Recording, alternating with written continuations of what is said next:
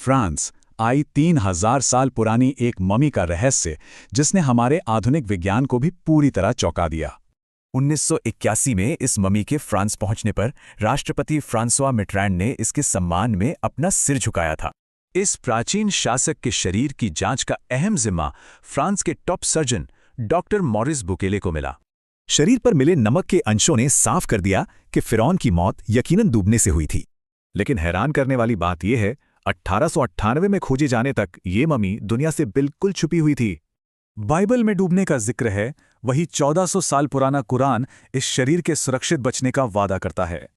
इस गहरे रहस्य को समझने के लिए हमें पैगंबर मूसा और उस अत्याचारी फिरौन के पुराने इतिहास में जाना होगा। खुद को भगवान मानने वाले फिरौन ने इजराइलियों पर जुल्म किए और नवजात लड़कों की हत्या का क्रूर आदेश दिया। पर चमत्कार देखिए, शिशु मूसा बच गए और खुद फिरौन की पत्नी ने ही उन्हें अपनी शाही महल में पाला। बड़े होकर मूसा पैगंबर बनकर लौटे। उन्होंने सीधे फिरौन के अहंकार को ललकारा और इसराइलियों की आज़ादी की मांग की। इसके बाद मिस्र पर बाढ़ और टिड्डियों जैसी भयानक आपदाएं आईं। लेकिन फिरौन अपने अहंकार में एकदम जिद्दी बना रहा। इसराइली रात में भागे, पर जल्द ही वे विशाल समुद्र और फिरौन की सेना के बीच बुरी तरह फंस गए। मूसा ने समुद्र पर वार किया, पानी पहाड़ों की तरह बटा, जिससे इजरायलियों के लिए सुरक्षित रास्ता बन गया।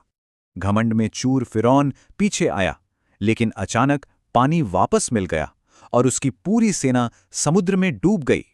मौत सामने देखकर डूबते हुए फिरौन ने पुकारा कि अब वो आखिरकार उस एक ईश्वर पर विश्वास करता है। पर बहुत देर हो चुकी थी। ईश्वर ने उस अत्याचारी के इस आखिरी पल के समर्पण को साफ ठुकरा दिया।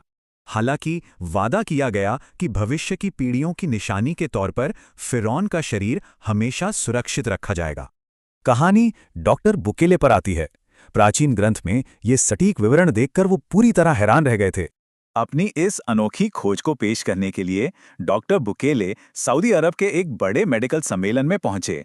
वहां कुरान की सटीक आयत सुनकर वो इतने प्रभावित हुए कि उन्होंने तुरंत ही इस्लाम अपनाने की घोषणा कर दी।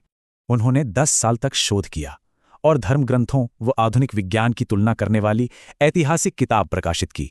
साल 1988 में फ्रेंच अकेडमी ने उनकी इस अभूतपूर्व किताब को इतिहास के एक बेहद प्रतिष्ठित पुरस्कार से नवाजा। आस्था और विज्ञान का ये संगम हैरान करता है। सोचिए, क्या ऐसे और भी कई प्राचीन रहस्य खुलने बाकी हैं